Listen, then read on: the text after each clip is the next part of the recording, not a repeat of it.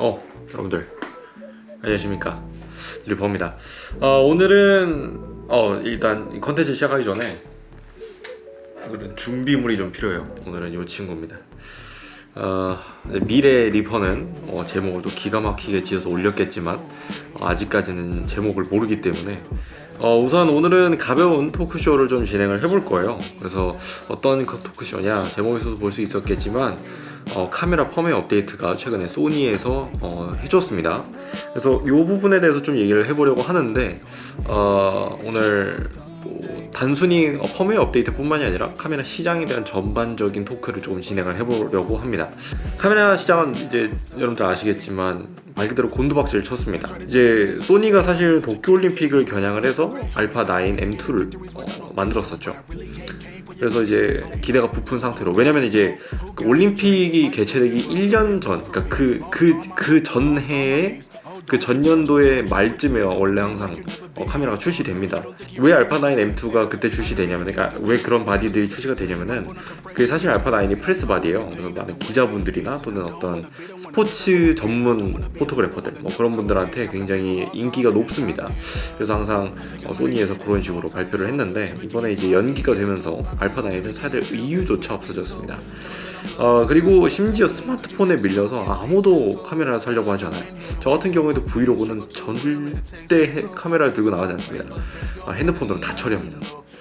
핸드폰으로 찍으니까 오히려 더 편하면서 핸드폰만 느낄 수 있는 어떤 감성이 또 있더라고요. S20 아이폰 S, X2만 봐도 사실 전혀 손색이 없거든요. 심지어 아이폰 같은 경우에는 더 이상 할 말은 없을 것 같습니다. 삼성 같은 경우는 1억 800만 원에서가 탑재가 됐죠. 이제 소니가 가장 최근에 말이죠. 아직 지금 현재 4일이니까 6일날 발표되는 걸로 알고 있으니까, 공식 출시가 되는 거니까 소니에서 새로운 컴팩트 카메라를 내놨습니다. 다 좋아요. 다 좋은데 이제 스마트폰에 이미 있는 기능들을 탑재를 했다는 아쉬운 점이 조금 있었습니다. 인물의 윤곽을 따라서 그걸 소프트웨어로 따가지고 그 뒤를 이제 소프트웨어적으로 오토포커싱을 한다든가 아웃포커싱을 한다든가 약간 이런 것들이 있는데, 사실 이미 스마트폰으로는 2-3년 전에 시작이 됐죠. 전혀 쓸모없는 기능이라고 할 수가 있고요.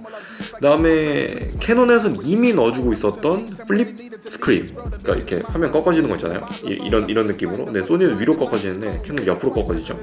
옆으로 꺾어지는 스크린을 내놨어요, 이번에. 진작 내놓지. 그런 약간 안타까움이 있습니다. 이제 카메라 회사들이 굉장히 절박한 몸부림을 치고 있는 거를 하나씩 지금부터 제가 말씀을 드려보도록 할 거고요. 여러분들이 카메라를 구매를 고민하고 계신다면 오늘 영상 굉장히 도움이 되실 거라고 생각합니다. 그럼 지금부터 바로 시작을 해보도록 하겠습니다.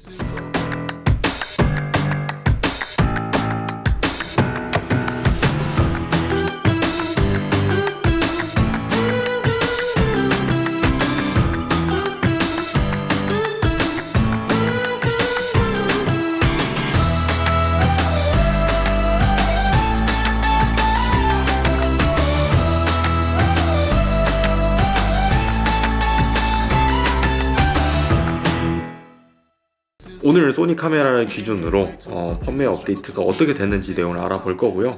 분노가 끌어올 수 있으니까 유의해 주셨으면 좋겠습니다. 그럼 지금부터 시작을 해보도록 하죠. RX0 마크2부터 시작을 해보도록 하겠습니다. 일단 AFS 기능이 추가가 됐어요. 그래서 이 기능이 활성화됐을 때 레코딩 버튼을 그러니까 반 셔터를 누르면은 자동으로 오토포커스가 조절이 되는 겁니다. 이전에는, 이 업데이트가 되기 전에는 영상을 찍을 때 초점을 반 셔터를 통해서 잡는다, 이건 상상을 할 수가 없었습니다. 영상을 찍기 전에 이 사전 설정, 그러니까 프로그램 모드를 통해서 거리를 조절하고 그런 식으로 굉장히 더럽게 불편하게 촬영을 했어야 되는데, 이거는 그렇지 않아요. 이제는 그렇지 않습니다. 그리고 솔직히 이번 업데이트는 솔직히 저는 좀 약간 어이가 없었어요. 왜냐면은 가장 첫 번째 이유는 애초에 할 수 있었다는 거죠. 애초에 이 소프트웨어를 업데이트를 하지 않고 그냥 출시를 했었어도 됐다는 겁니다. 그래서 소비자들이 이런 배신감에 솔직히 떠나가는 느낌이 있을 수가 있어요. 그래서 이제서야 이 기능을 추가했다고 볼 수가 있습니다. 왜냐면은 이걸 안 사거든요. 유튜브에서 엄청나게 까였기 때문에 안 삽니다.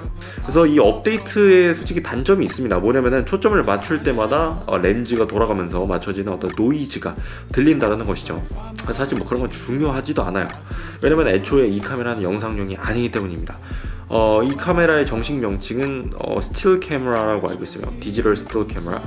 스틸 카메라라는 것은 사진용 카메라입니다. 그래서 이제 영상용이 아니기 때문에 뭐 이해는 됩니다만, 그래도 왜 애초에 이런 기능을 넣지 않았을까라는 어떤 아쉬움이 충분히 있다라고 말씀을 드릴 수가 있을 것 같고요. 그리고 맨날 써져 있는 이제 카메라의 안정성, 전반적 안정성 개선, 뭐 발음하기도 힘든데 이게 항상 다 붙어 있어요. 그래서 안정성이 얼마나 개선됐는지는 모르겠지만 도대체 카메라 부팅 시간이 왜 이렇게 오래 걸리는지 그건 아직도 이해가 되지 않습니다. 하나, 둘, 셋. 이거 보이시죠? 지금 아마 편집하는 타임라인 기준으로 약 3초에서 4초 사이가 나왔을 것 같은데 제 대본에 써놨던 시간보다 좀 더 기네요. 자, 그 다음에 이번에 놀랍게도 알파7 M3 업데이트가 있었죠. 그래서 이번 업데이트는 이제 사진 찍는 사람들한테 굉장히 좋은 기능이라고 할 수가 있을 것 같습니다.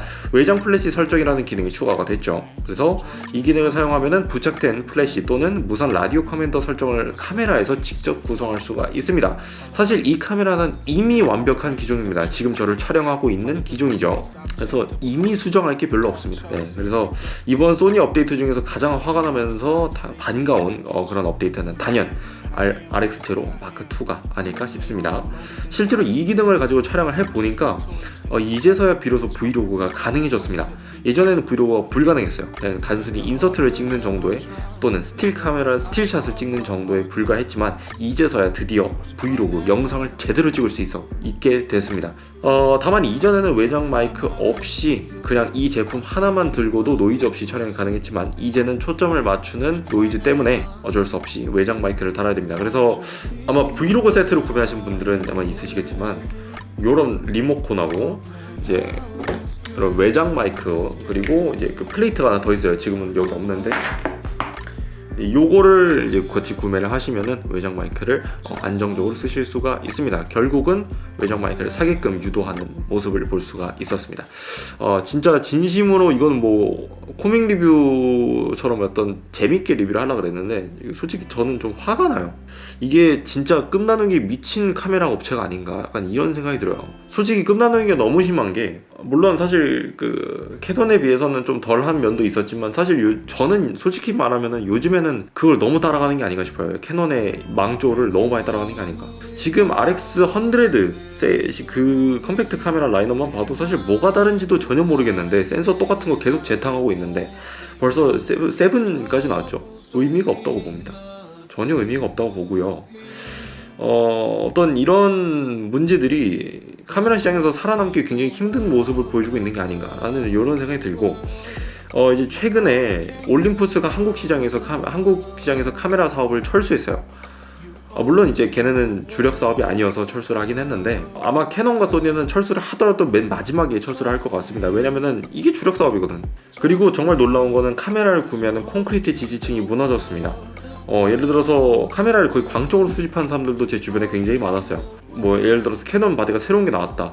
그냥 예전 바디 다 팔아버리고 새로운 바디 사는 겁니다. 소니의 새로운 바디가 나왔다. 다 팔아버리고 새로운 바디 사는 겁니다. 이런 어떤 광팬들이 많았는데 지금은 없어졌어요. 광팬들조차도 지쳤습니다. 왜냐면은 이번 거나 저번 거나 똑같거든. 이런 어떤 재탕하는 모습 때문에 굉장히 많은 분들이 실망을 했다라고 해도 과언이 아니다라고 말씀을 드릴 수 있을 것 같고요. 그리고 카메라 회사가 급격한 위기를 겪게 되면서 그로 인해서 다양한 변화들이 찾아오고 있습니다. 캐논의 경우는 정확하진 않지만 R5 모델이었나요? 그게 이제 거의 준 시네마틱 카메라에 가깝다라고 할 수가 있을 것 같아요. 그 정도로 엄청난 스펙을 저렴한 가격에 내놓으면서 저도 솔직히 흔들렸습니다. 그런데 소니는 솔직히 뭐 하고 있는 건지 잘은 모르겠어요. 캐논이 했던 그런 어떤 망조가 들었던 그런 모든 것들을 다 하고 있습니다. 카메라를 뭐 뷰티 유튜버 뭐 유튜브 시장을 겨냥해서 내놓는 건 좋다 이거예요. 근데 그것만 내놓아서는 이제는 살아남을 수 없다는 거죠. 핸드폰에 밀리니까. 그렇기 때문에 제가 보기에는 어떤 프로페셔널 라인업 프로 컨슈머 라인업을 조금 더 노려야 되지 않을까라는 생각이 들고요. 그런 부분에서 조금은 아쉽습니다. 소니를 좋아하는 입장에서 굉장히 아쉽다라고 말씀을 드릴 수가 있을 것 같아요. 전문가들을 위한 카메라가 필요한 사람들을 타겟으로 제품을 만들어야 할 것으로 전망이 됩니다. 그리고 이전과 같은 수백만 원대의 가격대는 오히려 역효과를 낼 것으로 보입니다. 예전 알파7 라인업 같은 경우에는 가격이 합리적이다라는 평은 못 받았어요. 알파7 M3가 나오기 전까지는. 제가 보기에는 지금도 이미 그렇게 망조를 밟고 있습니다. 네, 예를 들어서 렌즈 가격 같은 경우에 보면은 물론 이제 다 신형 렌즈이기 때문에 뭐 가능한 얘기이긴 하지만 다 미쳤죠 가격이. 네, 알파 7 같은 경우에 관광 렌즈는 250만 원짜리 1635 렌즈밖에 없습니다. 그러니까 이런 어떤 소비자들이 선택할 수 있는 폭이 너무 없어요. 알파 7을 샀다 그래서 모든 컨슈머들이 그런 최상급 라인업의 렌즈를 구매해야 될 니즈는 가지고 있지는 않거든요. 좀 너무 아쉬워요. 그리고 서드파티 렌즈군들이 너무나도 잘 나오고 있어요. 최근에 탐론 같은 경우는 지금 저를 찍고 있는 이 렌즈도 탐론 가장 유명한 렌즈도 2875 렌즈를 사용하고 있는데, 최근에 이제 그 소니로 따지면은 70-200 구간에 70-180 라인업이 나왔습니다. 너무 치명적이게 저렴한 가격이고, 물론 뭐 100만원 이하는 아닙니다. 130만원 정도 되는데 230만원보다 낫잖아요. 저는 서드파티 렌즈군에 일단 밀리고 있다라고 저는 생각을 하고요. 물론 230만원은 그만한 이유가 있습니다. 실제로 저는 1635, 2470, 70200 다 써봤는데 이유가 있어요. 화질도 정말 끝내주고 다 좋습니다. 그런데 가격이 너무하지 않았나 라는 생각이 솔직히 들어요. 솔직히 가격이 너무합니다. 지금 이런 업데이트들도 보면은 이미 애초에 이런 기능을 넣을 수가 있었음에도 불구하고 넣지 않았다라는 것도 있을 뿐더러 렌즈 가격도 너무나도 비정상적으로 높고요.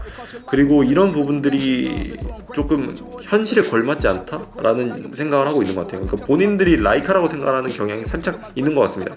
라이카는 그 자체만으로도 고유의 감성이 있지만 소니 라인업은 감성은 없습니다. 네, 솔직히 그냥 기능 보고 사는 거지. 라이카는 그 어떤 오래된 필름 카메라의 어떤 그 전통의, 쉽게 말하면 약간 명품 사는 느낌이죠. 네, 근데 소니는 그냥 나이키, 아디다스 사는 느낌인 거지. 네, 그렇게 생각을 하고요. 부디 좀 현실을 파악하고 현실에 맞는 어떤 처신을 했으면 좋겠다라는 소니에게 조금 제 팬으로서 진심 어린 어떤 조언을 해주고 싶습니다. 뭐 사실 이 영상을 보지도 않겠지만 그런데 뭐 이런 식으로 끝나누기 하고 이런 식으로 어떤 소프트웨어로 위기감을 느껴서 한다? 이거는 솔직히 저는 조금 아니다 라는 생각이 들면서 오늘 토크쇼 여기서 마쳐보도록 하겠습니다.